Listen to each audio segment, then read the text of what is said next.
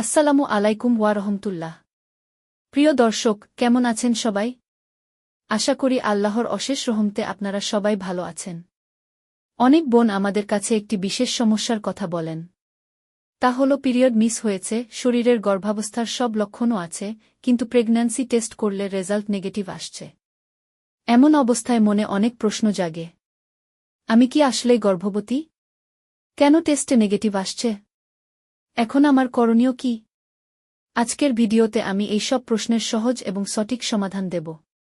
তাই ভিডিওটি না টেনে শেষ পর্যন্ত দেখুন, কারণ আজকের তথ্যগুলো আপনার দুশ্চিন্তা দূর করতে সাহায্য করবে ইনশাআল্লাহ। তো চলুন আর দেরি না করে আজকের মূল আলোচনা শুরু করি। প্রথমে আমাদের জানতে হবে প্রেগন্যান্সি টেস্ট নেগেটিভ আসার কারণগুলো কি কি। ১ নাম্বার কারণ হচ্ছে খুব ভোরে বা তাড়াতাড়ি পরীক্ষা করা। অনেকে পিরিয়ড মিস হওয়ার ১ বা ২ দিনের মধ্যেই টেস্ট করে ফেলেন।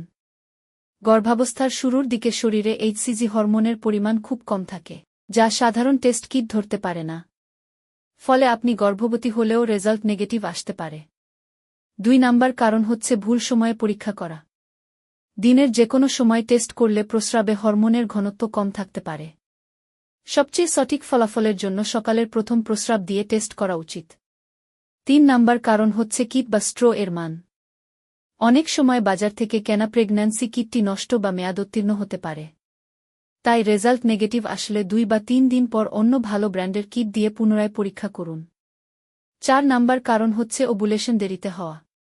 আপনার মাসিক চক্র যদি অনিয়মিত হয়, তবে আপনার ওভুলেশন বা ডিম্বাণু দেরিতে নির্গত হতে পারে। সেক্ষেত্রে গর্ভধারণ হলেও শরীরে হরমোন তৈরি হতে একটু বেশি সময় লাগে। ৫ নাম্বার কারণ হচ্ছে অন্যান্য শারীরিক কারণ।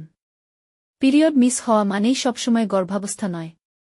অতিরিক্ত মানসিক চাপ, ওজন পরিবর্তন, থাইরয়েডের সমস্যা বা হরমোনের ভারসাম্যহীনতার কারণেও পিরিয়ড মিস হতে পারে এবং প্রেগন্যান্সির মতো লক্ষণ দেখা দিতে পারে। এখন আমরা আলোচনা করব সমাধান ও করণীয় নিয়ে। এখন প্রশ্ন হল, আপনার যদি এমন হয় তবে আপনি কি করবেন? প্রথমত, আপনি ঘাবড়াবেন না। ৫ থেকে ৭ দিন অপেক্ষা করুন এবং আবার টেস্ট করুন। যদি বারবার নেগেটিভ আসে কিন্তু পিরিয়ড না হয়, তবে সবচেয়ে ভালো উপায় হল রক্ত পরীক্ষা বা বিটা এইচসিজি টেস্ট করা। এটি ঘরোয়া টেস্টের চেয়ে অনেক বেশি নিশ্চিত ফলাফল দেয়। প্রয়োজনে একজন অভিজ্ঞ গাইনোকোলজিস্টের পরামর্শ নিন। প্রিয় দর্শক, মা হওয়া একটি বড় নেয়ামত। যদি আপনার পিরিয়ড মিস হয়, তবে নিজের শরীরের যত্ন নিন এবং পুষ্টিকর খাবার খান।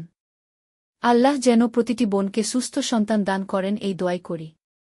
ভিডিওটি যদি আপনার উপকারে আসে তবে একটি লাইক দিন এবং অন্য বোনদের সাথে শেয়ার করুন।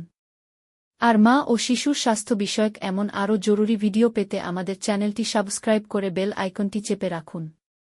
আজ এ পর্যন্তই, দেখা হবে পরবর্তী ভিডিওতে। আল্লাহ হাফেজ।